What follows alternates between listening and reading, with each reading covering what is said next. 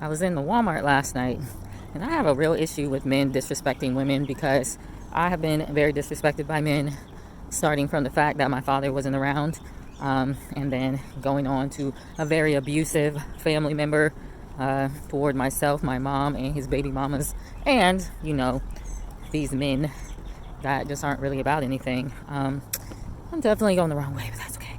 And so, when I see a man disrespecting a woman, I'm just like, get your life together. So last night, there was this man in Walmart. I'm in the bathroom, and this lady is with her two daughters and this little baby that she's changing. And literally, he's yelling in the bathroom, and he's like, hurry up. Just yelling in the bathroom, the women's bathroom. And, normally I wouldn't really say too much just because I'm like, that's their business. But I just felt the unction to say something, like I could not hold back. And then I said, it takes time to change a baby. And he said, well, they need to hurry up, like with an attitude. And I said, it takes time to change a child. She's changing a child in there. And he talks about how his baby mama is slow. And I was like, you need to respect your baby mama. Like, that's your baby in there. And more or less, he just starts going off. And we get into it in the middle of Walmart. And he's basically talking about other people don't need to tell him how to take care of his children. He wasn't talking to his children. He was talking to his baby mama. So first off, he was lying to save face. And second off, he probably is hurting her in some kind of way, because she walked out the bathroom and she had this surprised look on her face. It was like slight tinge of fear, slight tinge of surprise. And so we basically walk out the Walmart together arguing with each other, and he starts making threats at me. I'm like, all right, well, if you're making threats at me, a woman, then that really shows you, the respect that you have for women. You're threatening your baby mama, you're threatening your daughters. Like, and I started telling the daughters and the mom, I was like, you're doing a great job as a mother. She's changing her child. And I said, you daughters, you're going to be strong women, because I like to encourage women. Women don't usually like me, but I like to encourage women because I know women have an issue. I'm about to cry. Women have an issue because there's no leadership, because the man is supposed to be the lead under God. And when the man is not the lead, the whole house falls. So you got this man with his blood red eyes. He's sick, obviously, because he's not being the correct authority figure in his family, just acting abusive. And so because there's no leadership, the women end up falling into places of leadership or excessive submission to the point where they're being abused. So he starts threatening me, and I'm like, we can call the cops. I'm not about to be getting in a fight with no man. All right. And so he's like, oh, the cops right there, so let's just go over there. So we went over there and told our side of the story. It was really stupid. The cops didn't care. He probably beats his own wife. He kind of looked like he was ran through the ringer a couple times, and he didn't even want to be there to do his job. So that ended with that for the most part. But then the dude started walking off talking about, I'm paranoid schizophrenic. And I'm like, okay, everybody's against you, It's not that other people don't have problems in this world and your problem's equal. You have to be disrespectful to your baby mama and your daughters. That's what your problem's equal. So that's just a show of lack of leadership in the family. Now, this was a black man and his baby mama was white. And, I say that because you got people out here trying to paint a picture as if black men are victims all the time. They're not victims all the time. This black man got killed by this white woman not too long ago, and everybody wanted to paint it like he's the victim. And I'm like, all right, I don't condone killing anyone, but at the end of the day, you got to look at the individual in each individual case. Because coming from a family where one of my relatives has two white baby mamas, and I'm hearing that he's kicking one of them while they're pregnant, I don't care what that woman said to you. You don't kick a woman while she's pregnant, especially.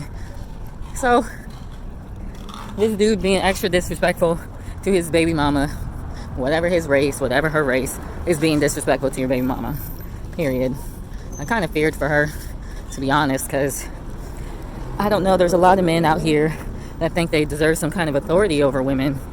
And you see it with these black Hebrew Israelites too, They think that they deserve to be bowed to, a lot of these men, because, well, Sarah bowed to Abraham and called him Lord. I'm like, you're crazy if you think I'm going to bow to you just because you're a man. Like, come on. I will bow to a man that is of the caliber of Abraham. All right? How does that sound?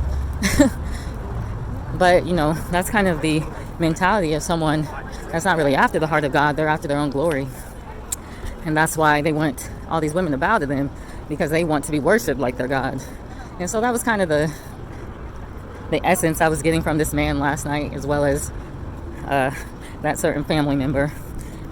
And I've seen how tragic it can be for some people, unfortunately. And all it does is lead to a bunch of problems in the relationship and problems with women and all sorts of things. So, yeah, I had this dude yesterday.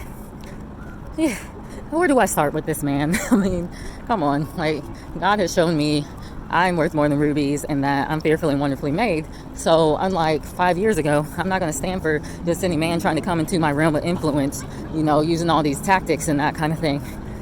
And so since I'm new to talking to the opposite sex again, I'm asking the Father to reveal who this person is, because that's what I do. Asking, you shall receive, and he will do it for you.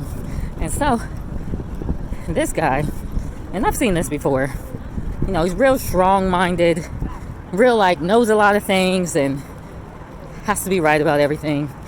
And this is kind of like my cousin. And so I said, okay, well, let me try to see how I navigate this situation, because it's really about getting that person to Christ, not about going head to head with him. And that's often what I would do with my cousin, and I always end up in arguments, and which I didn't mind arguing, but now I'm at the state of mind where I'm like, this is about more than arguing and about more than being right. How can I get this person to Christ? That's it. So I just was trying to be gentle with him, But sometimes when somebody is a bully, or like I saw today, 2 dogs fighting, one dog is going to try to dominate the other dog.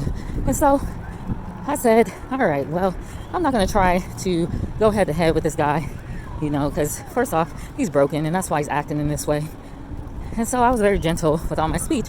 But he is not gentle because he's trying to dominate.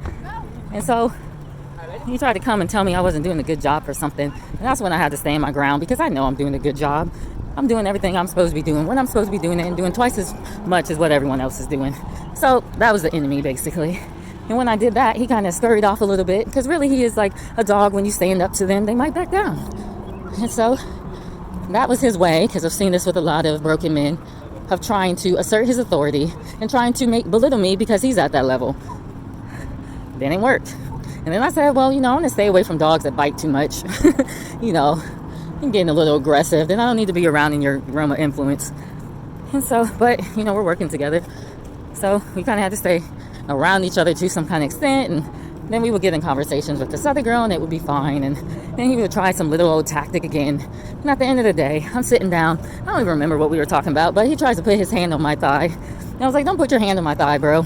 I'm 36 years old. You think I haven't been through this a couple times? Come on. Then I realized, okay, this whole thing is just about trying to get some. He's telling his story about how his ex broke up with him, and all I'm getting from this is the girl was crazy a little bit. He has hurt feelings from her doing that, so now he feels like I've got to recompense by harming this other person in my circle. And I'm not quite healed, and I feel like I need the approval of a woman to feel better about myself, because she rejected me. And I'm like, it's not going to be me, all right? Because you're not about to put me in that box that I was in before I came to Christ. That's not going down. It ain't going down. Been there, done that. Like I said, I'm worth more than rubies. Don't try it. So, for whatever reason, this guy walks into the same cafe as me today. And I'm like, all right, Lord, what is this about, Like, what is this about? This dude's a slickster. Like, you can tell he's good at manipulating people to get what he wants. And so we're speaking about food and all that kind of stuff, because of course he's interested in all the same things as me. Why wouldn't he be? And then, I just was like, you're trying to get all this stuff. Why don't you just get with God? If you want a wife, you don't need to be doing things like grabbing people's legs. He tried to lie about that, but I looked him dead in his eyes, and I was like, no, you did do that, and you owe me an apology. And you owe me an apology for trying to belittle me as well. Never did that in my life, and he literally looked like a little kid. Like, it was awesome, because it kind of got to him. It's like, if you're straight up with people, then they have no choice but to be straight up. So did that little tidbit, told him he needed to repent and stop worrying about all this stuff in the world. And I had offered him this girl's information, and told him, wait till she texts me back and I can give you her number. And he was like, well, why don't you just give her number, or give my number to her? And I thought about it for a second, like, is this some way for him to give me his number? Because I'm not calling this dude. I don't want nothing to do with you. And so surely that's what it was. I got his number, texted it to her, and then he was like, yeah, text me sometime. And I was like, didn't respond because I'm not about to text you. I'm not about to say, yes, I'll text you, but I'm not about to text you. It's not happening because that would be me lying. And I don't plan on texting him because I already know he's acting like a dog. And the only way for him not to be a dog is for him to come to Christ. So, but that was a little slick way of doing that. And I think that really would have worked again like 5 years ago, but I'm just not into it. So that's the power of Christ, ladies. You don't have to settle for anybody. You don't have to be desperate for a husband. You don't have to put up with somebody's crap, And that's the thing, too. A lot of men that don't have it together, they're going to blame the person in the relationship. But guess what? God's going to give you exactly what you sow. I mean, you're calling yourself a believer in God while touching somebody's leg and then being manipulative and using all these tactics. Okay, well, that's exactly what you got with this woman. Like, learn from your lesson and then move on and do better. So I ain't about to be nobody's victim, y'all. You ladies stay safe out there. I hope this helps you. Have a blessed one. Bye.